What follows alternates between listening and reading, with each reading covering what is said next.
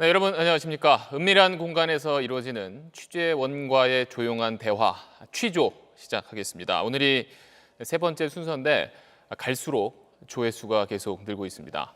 오늘 세 번째 순서에서 또 저희 자체 기록을 다시 한번 새롭게 갈아치울 수 있길 바라면서 의미 있는 분을 모셨습니다. 저희가 이게 아마 여러분이 보실 수 있는 날짜가 이틀 뒤 5월 10일인데 그날이 문재인 대통령이 이제 취임한 지 2년이 되는 날입니다.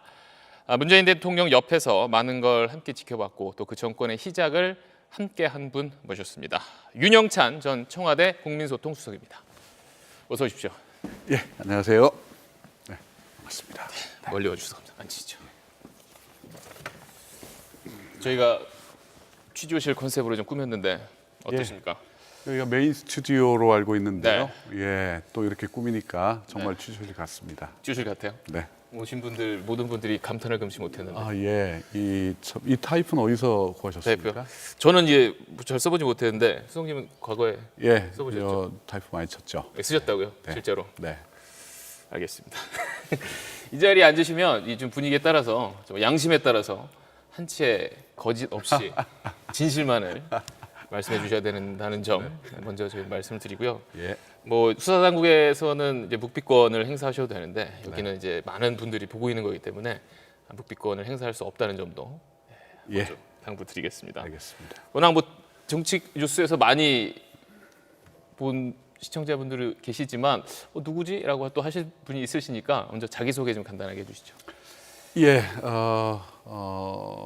2년 전 우리 문재인 대통령께서 대통령 선거에 승리하시고 처음 이제 청와대를 구성했을 때 국민소통수석으로 들어가서 20개월 동안 대통령을 모시다 나온 윤영찬이라고 합니다. 네, 그러니까 문재인 정부 초대 국민소통수석. 네, 네. 그렇습니다. 근데 올해 이제 청와대에서 나온 게 올해 1월이시죠. 그렇습니다. 이제 넉 달 정도 지났는데 그동안 그럼 좀 어떻게 지내셨어요?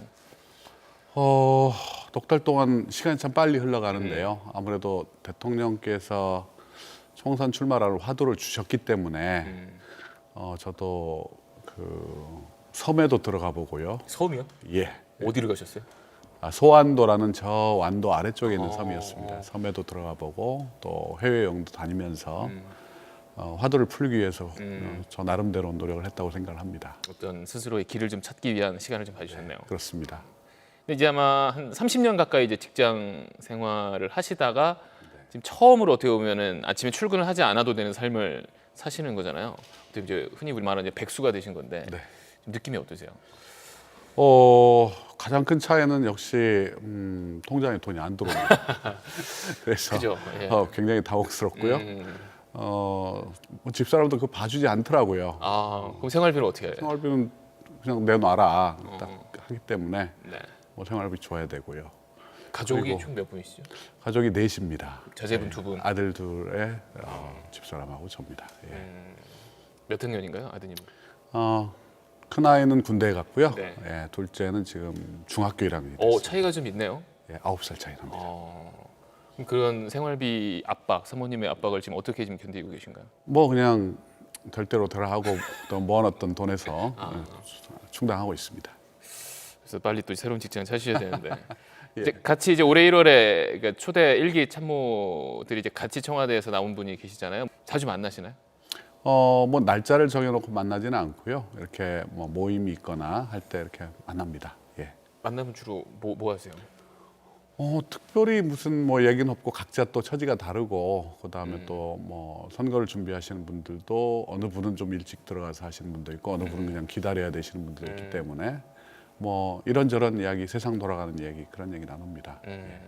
그러면 누가 좀 백수 생활에 가장 좀 적응을 하고 누가 좀 가장 잘 어울린다고 생각하세요? 본인 포함해서? 되게 의외적인데요.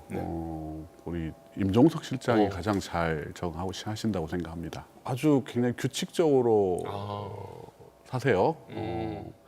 그 아침에 일어나면 요가를 한다고 합니다. 요가를 하신다고요? 예, 특별한 이유가 있나요? 요가가 본인에게 잘 맞는다고 해요. 예. 청와대 계실 때는 안 하다가? 예, 그렇죠. 요가하고 있고 일주일에 한 3일 정도는 북한산 등산을 한다고 합니다.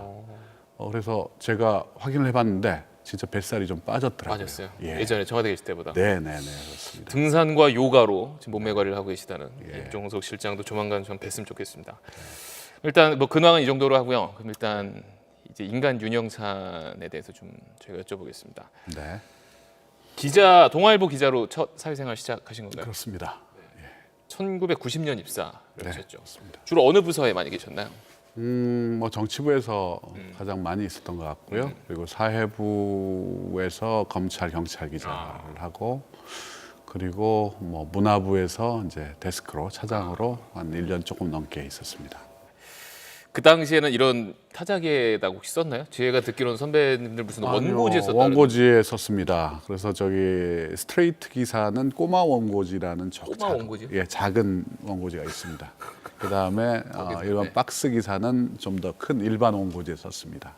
그럼 원고지에다가 제가 듣기 무슨 먹지를 대고 이렇게 막 썼다고 하던데. 그건 이제 아닌가요? 뭐 그거는 이제 필요에 따라서 그럴 수 있죠. 왜냐하면 이걸 하나를 써서 여러분한테 줄 때는 먹지를 써가지고 주는데 보통은 그냥 한 장에 써나갔다가 오자가 있거나 하면 또 구겨서 또 휴통에 버리고 또 다시 또 쓰고 그래서 잘 원고를 만들어서 데스크 책상에 올려놓고 나오면 그게 휴지통으로 바로 들어가는 거고 바로. 그러니까 저희 이제 데스크를 거의 본다. 대부분입니다. 예. 네, 데스크를 본다고 하잖아요. 그렇죠. 고치잖아요. 그러면 그 원고지에서 이렇게 시켜서 찍찍 긋고 하나요? 네, 빨간 글씨로 예. 빨간 볼펜으로 찍찍 긋습니다. 그러니까 저만 해도 이제 처음 들어왔을 때 노트북으로 시작을 했으니까 근데 아마 또 이거를 나중에 보는 젊은 분들은 정말 무슨 원시 시대 이야기냐 이렇게 생각할 수 있는데 예. 반대로 이제 청와대 수석이 되셔서 이제 청와대 가서 또 이제 젊은 기자들 많이 봤을 때 뭐 이제 스마트폰으로 정말 또 외국 나가서도 뭐 자유롭게 쓰는 거 보면서 좀 어떤 기분이 드셨나요? 저는 스마트폰의 그 자판을 그렇게 빨리 치는 줄을 몰랐어요. 근데 와서 보니까 정말 눈은 다른 곳을 쳐다보면서 손가락은 계속해서 자판을 치고 있는데 치듯이. 한 저보다 자판 속도가 한 5배는 빠른 것 같습니다. 치는 게. 예. 같이 이제 동아일보 이제 계셨던 분이 이낙연 총리 네. 또 계셨잖아요. 어느 정도 차이 나시죠? 이낙연 총리. 이낙연 선배하고 저하고 한 12, 3년 정도 차이가 납니다. 차이가 꽤 많이 나시죠. 예, 그렇습니다. 그럼 같이 회사를 다닌 기간은 어느 정도 되시는 거예요? 제가 90년에 들어와서 그분이 2000년 초에 나가셨으니까 한 10 몇 년 정도 같이 있었습니다. 그래서 이제 당시에 평민당인가요? 평민당은 아니고 평민당을 나가셨던 건 우리 이낙연 총리께서는 평민당을 나가셨고 수석님은 저는 이제 국민회의. 국민회의 그치? 예, 그렇습니다. 그러면 정말 기억에 남는 특종 기사 내가 정말 이걸 썼다라고 많은 사람이 들었을 때 이거를 윤수석님이 쓴 거야라고 할 수 있는 기사가 좀 있을까요? 예, 뭐 특종은 그냥 제법 했던 것 같습니다. 네. 가장 기억에 남는 거 있으시다. 역시 뭐 한국 기자상을 받았던 노태우 비자금 사건 일보를 제가 썼었고요. 그래서 그때 전두환 노태우 두 대통령이 구속이 되는 그렇죠. 상황이 벌어졌었고요. 또 하나는 그 95년에 지방선거를 하기로 원래 여야가 합의가 됐었는데 그 선거를 연기하려는 그런 시도가 좀 있었던 것 같고요. 당시 안기부가 그 선거를 연기하는 연기를 검토하는 문서를 작성을 했는데 그 문서를 제가 폭로를 했었죠. 그래서 통일부총리로 자리를 옮기신 전 안기부장이 바로 통일부총리의 사흘 만에 이렇게 물러나시는 일도 있었고요. 당시 정권에 있어서는 굉장히 좀 어떻게 보면 곱지 않은 기자셨네요. 예, 뭐 그래도 기자야 그런 걸 신경 쓰나요 어디? 특종이라면 물불을 안 가리기 때문에 있으면 무조건 쓰는 거죠. 그렇게 이제 훌륭한 기자 생활을 하시다가 예. 갑자기 네이버를 가셨어요. 네네. 옮긴 그렇죠. 계기가 있으신가요? 뭐 한 가지 이유는 아니었던 것 같습니다. 일단 제가 동아일보에 있으면서 어쨌든 동아일보의 편집 방향과 관련된 부분에서 좀 갈등들이 있었고요. 그리고 또 한 가지는 늦둥이가 태어나면서 그때요? 예, 늦둥이가 태어나면서 먹고 사는 문제가 이제 조금 더 절박해졌고요. 기자 월급으로는 좀 모자랐네요. 기자 월급만으로는 그래도 살 수 있는데 네. IMF 때 좀 아픈 기억도 있습니다. 그래서 하여튼 뭐 여러 가지 상황들이 좀 있었고요. 뭔가 이제 새로운 어떤 흐름들, 인터넷이 등장하면서 굉장히 그 미디어 환경 자체가 급격히 바뀌기 시작했고 사람들과의 소통의 문제가 방식이 혁신적으로 변하기 시작했고 그래서 좀 새로운 흐름의 본류에서 한번 봤으면 좋겠다는 그런 욕구도 있었습니다. 근데 그 당시에 저희가 좀 통신 수사를 해봤더니 그 수석님이 그 페북에 2010년에 이제 페북을 남겨 보니까 페북을 쓰긴 쓰시오. 뭐 너도 이 짓을 하는구나. 아마 친구분들이 오는 글을 남기셨는데 굉장히 의외였던 것 같아요. 주변 반응이. 예. 뭐 SNS 제가 문재인 캠프의 SNS 본부장을 했지만 사실은 SNS를 직접 쓰는 걸 별로 그렇게 즐기지는 않았습니다. 네이버 부사장님이셨는데. 예, 뭐 일단은 첫 번째 이유는 게으르기 때문에 그렇고요. 그리고 두 번째는 별로 다른 사람들이 그렇게 중요할 것 같지 않은 내 기본적인 뭐 사생활의 시시콜콜한 이야기를 그걸 굳이 공개할 필요가 있을까 이런 생각들을 많이 했던 것 같습니다. 아까 소통하셔야 한다고 하셨는데. 소통은 이제 소통 수석으로서 필요할 때 소통을 해야죠. 그러나 평상시에는 뭐 꼭 그런 건 아닙니다. 어떻게 보면 이제 동아일보, 네이버, 그다음에 청와대 어떻게 보면 이 청년들이 봤을 때 정말 꿈의 직장이라고 할 수 있는 세 군데를 다 거치셨는데 예, 월급은 네이버가 제일 많이 주겠죠? 아무래도. 예, 뭐 당연히 그랬을 것 같습니다. 그럼 세 군데 중에는 가장 나한테 맞는 직장, 맞는 곳이다라고 좀 느껴진 데가 있으신가요? 뭐 다 신의 직장은 아닙니다. 매우 힘들고요. 힘든 직장. 뭐 그렇죠. 몸도 그렇고 그다음에 스트레스도 많이 받는 그런 직장입니다. 근데 다만 동아일보에서는 제가 삶을 어떻게 살아야 되느냐에 대한 그런 원칙들을 세웠던 기간인 것 같습니다. 네이버에서는 늘 새롭게 스스로를 바꾸지 않으면 안 된다라는 걸 배웠던 것이었던 것 같고요. 그리고 청와대는 내가 직접 보지 않은 다중들에 대해서 내가 어떻게 책임을 질 수 있을 것인가라는 그런 고민들을 했던 것 같습니다. 그래서 각각의 직장이 다르지만 그 다른 특성대로 또 배울 것들이 많았던 그런 곳이었다고 생각합니다. 이게 대부분 직장인들이 정말 회사 가기 싫다는 얘기를 많이 하는데 또 계셨던 곳마다 또 그 나름의 의미를 또 찾으셨던 것 같네요.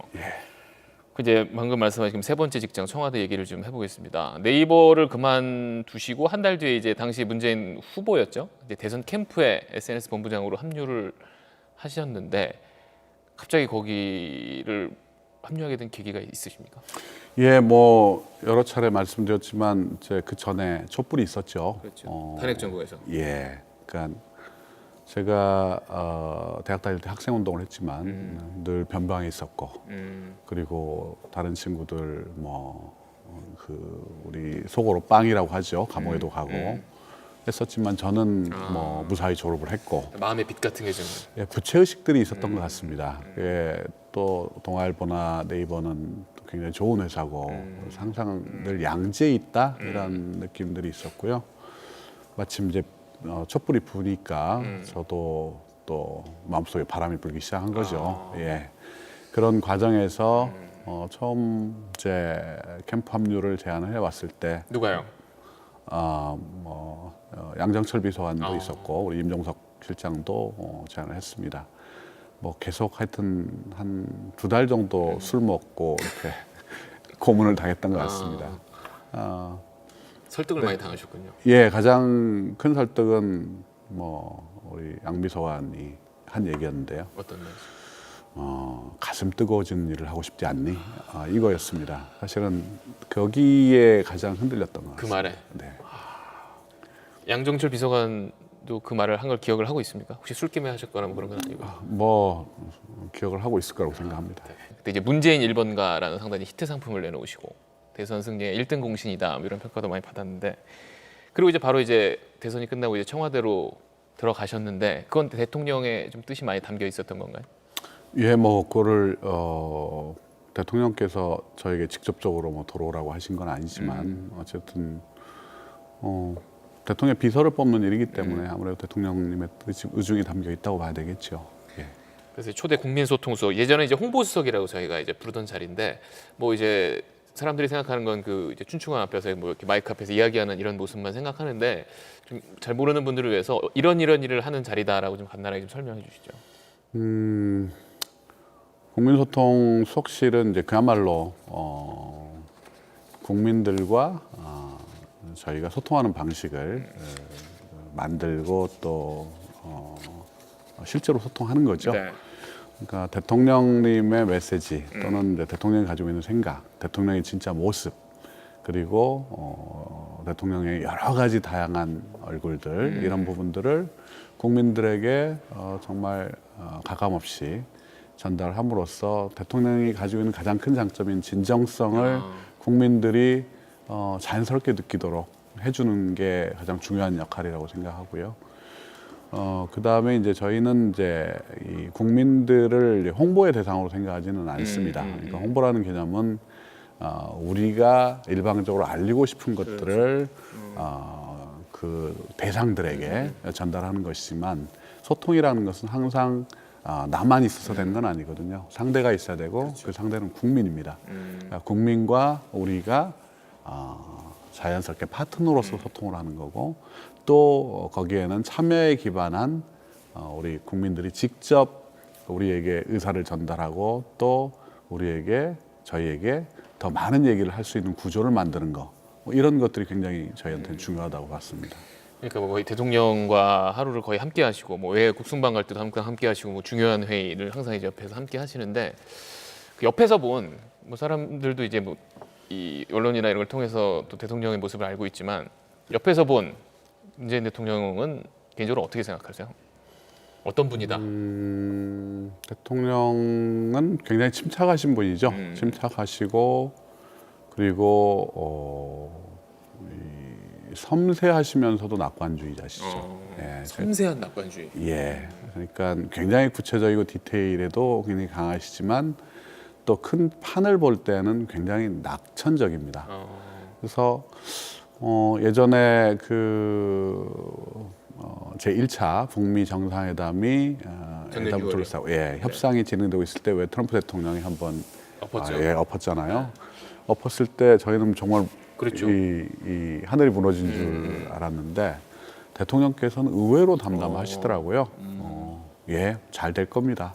대통령 말씀 항상 그렇게 말씀을 하십니다. 여러 가지 어려운 저희가 봤을 때도 객관적으로 어려운 환경이 왔을 때도 대통령은 네, 잘 될 겁니다. 라고 항상 저희를 오히려 격려를 하시죠.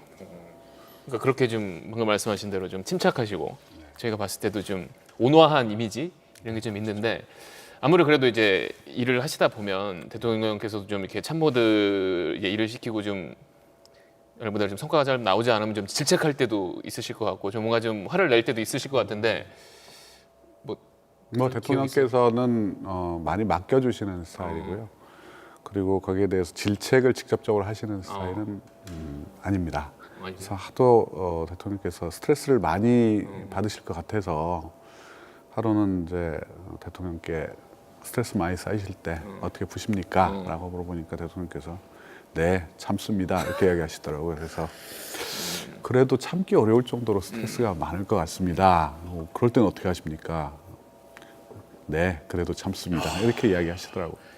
그러면 수석님도 한 번도 뭐 혼나시거나 누가 혼나는 걸 본 적은 없으신가요? 저도 혼난 적은 있죠. 왜 없겠습니까?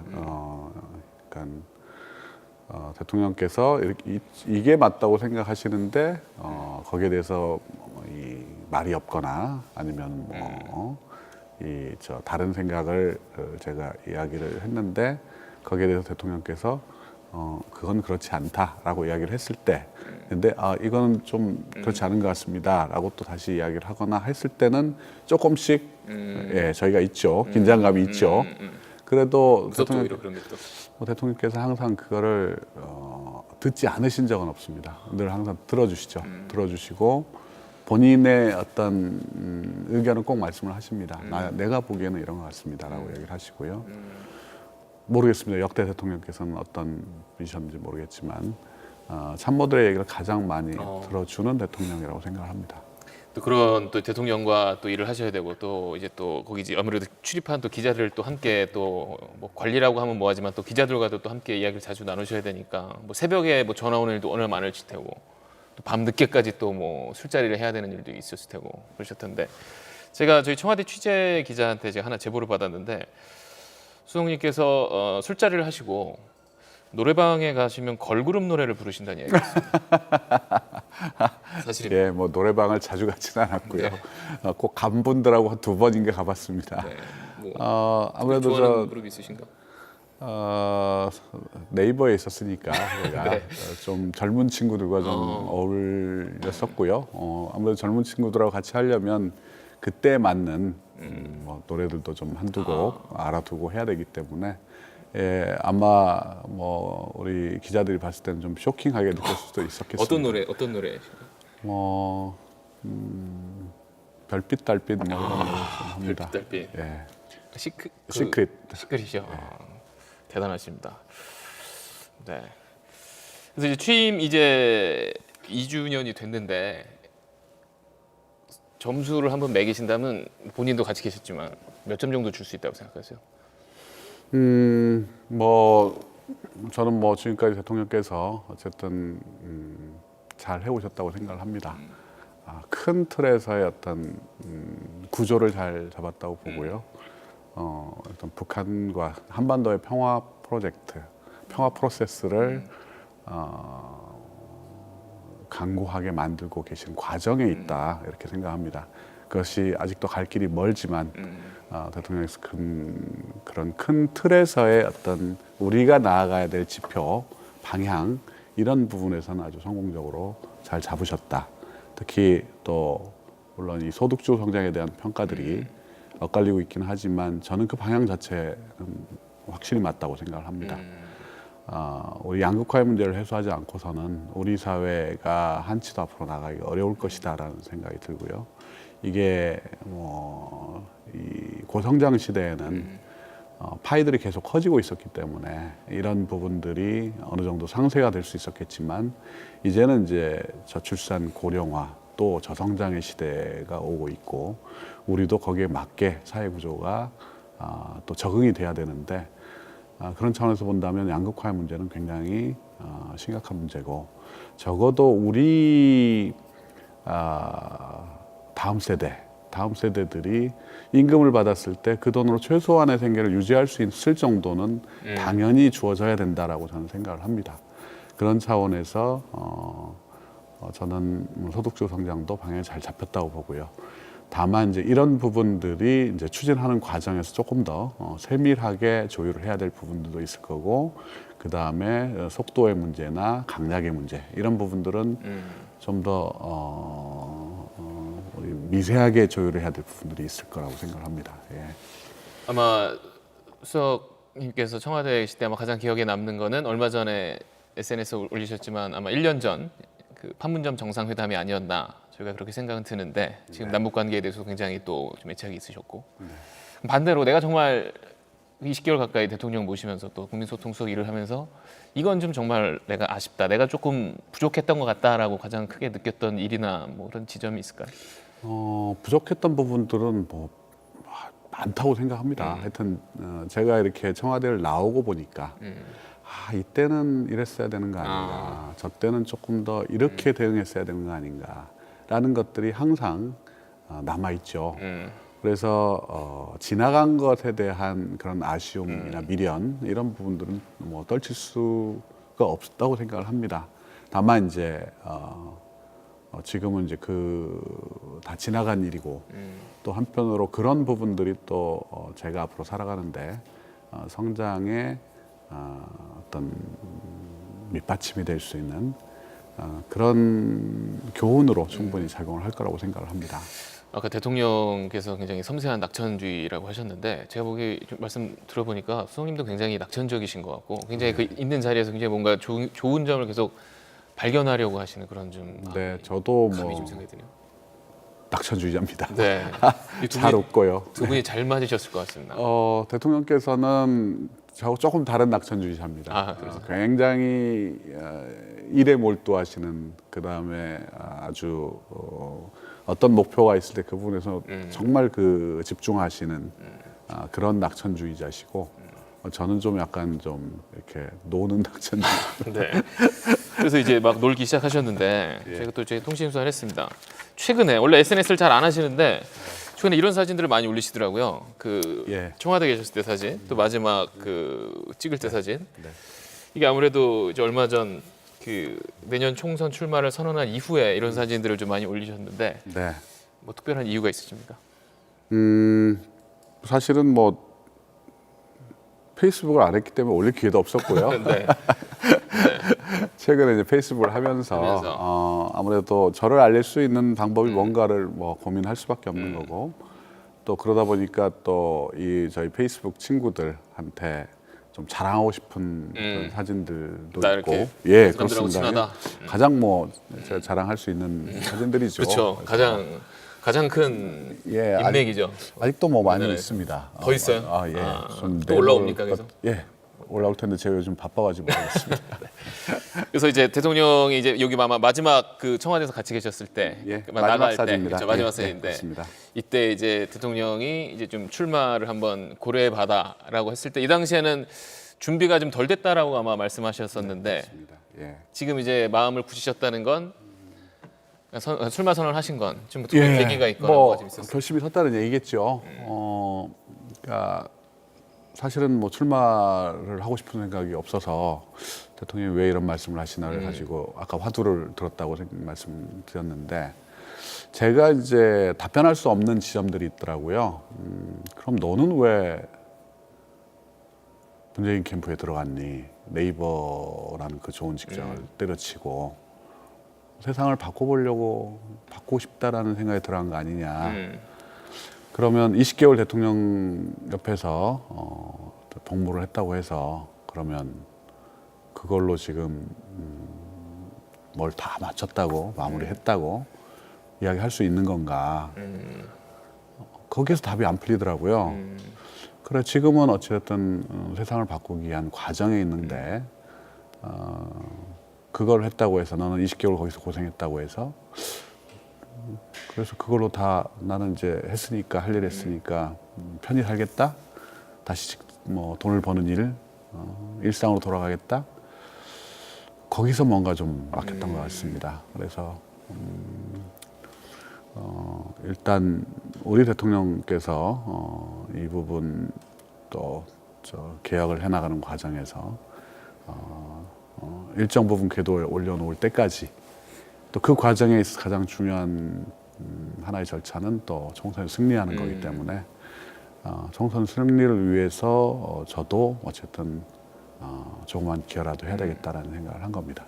세상을 좀 더 바꾸겠다라는 큰 그 꿈에 아직 그 과정 속에 있다라고 보시는 건데, 이제 성남 중원을 이제 출마지로 선택을 하셨습니다. 물론 이제 당 내에서도 이제 물론 경쟁을 이제 거치셔야 할 텐데, 이곳에 지금 현역 의원이 한국당 신상진 의원 네. 사선이시고, 흔히 기자들 말로는 간단한 분이 아니시잖아요. 예, 이곳에서 예. 이제 노동운동도 오래 하셨고, 뭐 의료 봉사활동도 많이 하셨는데, 이분이 이런 얘기를 했어요. 윤영찬 수석은 성남 출신이라고 해서 성남 중원에 출마를 했다고 했는데, 사실은 분당에 오래 살았다. 성남에 산 게 아니다. 네이버도 분당에 있다. 이곳 중원에는 네이버 다니는 사람들이 거의 없다. 종로구는 너무 힘들고 어려운 동네다. 이런 이야기를 했는데, 이 말을 포함해서 중원에 출마하신 이유 어떤 게 있을까요? 예, 뭐 사실은 중원을 출마한 이유는 우리 현역 국회의원, 민주당 현역 국회의원이 유일하게 없는 곳이 중원입니다. 성남 4개 지역구 가운데 유일하게 네. 없죠. 네. 그리고 무려 그쪽에서 우리 신상진 의원께서 사선을 하셨습니다. 그곳에서 꼭 이겨보고 싶었습니다. 그래서 우리 신상진 의원께 제가 도전장을 낸 거죠. 그리고 최선을 다해서 싸우려고 합니다. 저희가 지금 오늘이 이제 5월 8일 어버이날이고, 지금 저희가 시간이 지금 뉴스 끝나고 해서 거의 10시 가까이 됐는데, 제가 오늘 뭐 하셨냐고 아까 여쭤봤을 때 굉장히 그 지역 행사 많다고 하셨잖아요. 근데 직접 이제 다니면서 좀 느껴본 바닥 민심, 그러니까 청와대에 있을 때와 직접 나가서 이제 많은 지역 주민들 만났을 때 듣는 민심, 요즘에 좀 어떤 이야기 많이 들리나요? 예, 뭐 아무래도 훨씬 생생하죠. 이게 직접 들으니까요, 제가. 네. 그래서 뭐 택시 운전을 하시는 분들, 그다음에 뭐 자영업 하시는 분들 다 뭐 얘기를 듣습니다. 듣고 훨씬 구체적입니다. 그게. 그러니까 그냥 포괄적으로 정치에 대해서 얘기하는 게 아니라 본인들의 삶과 직접적으로 연관돼 있는 사안들을 이야기를 하시기 때문에 굉장히 또 그게 다양하죠. 제가 느끼기에는 어쨌든 우리 대통령님에 대한 기대는 여전히 가지고 있는 것 같다. 여전히 가지고 있지만 또 한편으로 현재 먹고 사는 문제도 굉장히 힘들다. 이런 이야기들을 하시는 것 같고요.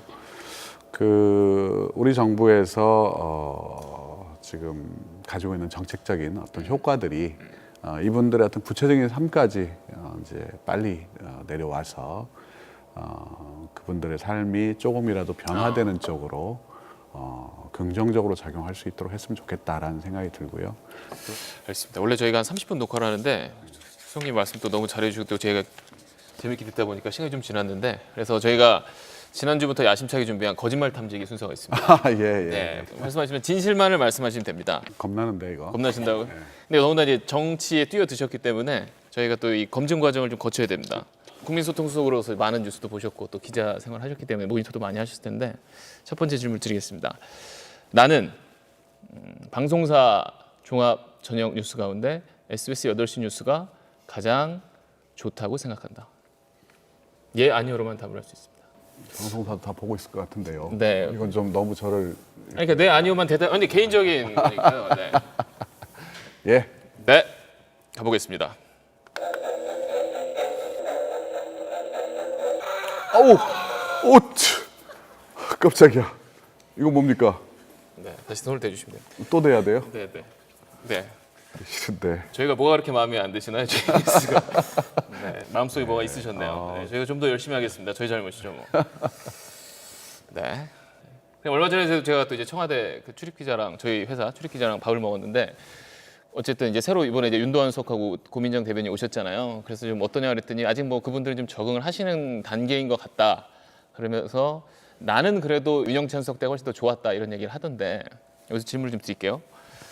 나는 솔직히 내가 있을 때 청와대가 지금 청와대보다 더 일을 잘했다고 생각한다.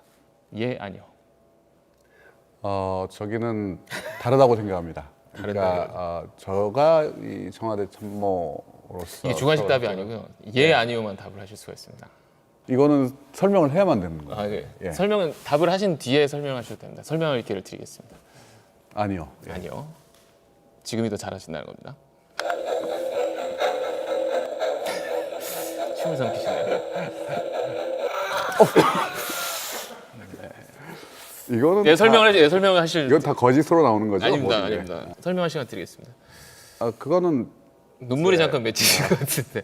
깜짝 놀랐어요. 네, 죄송합니다. 컨셉이 다르다는 거죠. 그러니까 국민소통도 사실은 생물이기 때문에 그 컨셉 자체가 바뀝니다. 그러니까 일기와 일기를 직접적으로 비교할 수는 없다는 그렇죠. 거죠. 예. 또 그분들의 적응하는 과정이. 그럼요. 예. 이제 내년 총선 출마를 선언하셨는데 아까 잠깐 말씀해 주셨지만 정치인으로서 윤영찬의 꿈, 남은 이제 네 번째 삶을 도전하시는 윤영찬의 꿈에 대해서 한 말씀 해주시죠. 중원 지역에 특히 우리 사회적 약자들이 많습니다. 제가 가서 이렇게 지역을 보면 고지대가 많아요. 높은 언덕. 예, 같은 거 있죠. 거기에 집들이 맞아요, 많고요. 그래서 그런데 사회적 약자일수록 그 위쪽에 삽니다. 조금 형편이 나으신 분들은 아래쪽에 살고요. 더 예를 들어 노약자라든지 아니면 장애인이라든지 사회적 약자들은 더 위로 올라가게 돼 있습니다. 그래서 그 가파른 경사도가 굉장히 가파릅니다. 겨울에 눈이 내렸거나 할 때는 정말 위험하기 그지없습니다. 그런 곳이 대부분이 있습니다. 중원 지역에. 정말 누구에게도 호소할 수 없는 그런 사회적 약자들을 위해서 법과 제도적으로 뭔가를 만들어 보는 거, 뭐 이런 게 일단은 꿈이라고 보입니다. 네. 네. 그러니까 약자들이 더 어려운 곳을 밀려나지 않고 어떻게 모든 사람이 행복하게 살 수 있고 지금보다 조금 더 나은 세상을 만드는 게 꿈이신 거죠. 네, 그렇습니다. 네. 그 소박하다라고 하면 소박하고 어떻게 보면 원대한 그 꿈 꼭 이루시기를 저도 응원하겠습니다. 네, 오늘 윤영찬 청와대 전 국민소통수석과 함께했습니다. 네, 나와주셔서 감사합니다. 네, 감사합니다. 고생하셨습니다.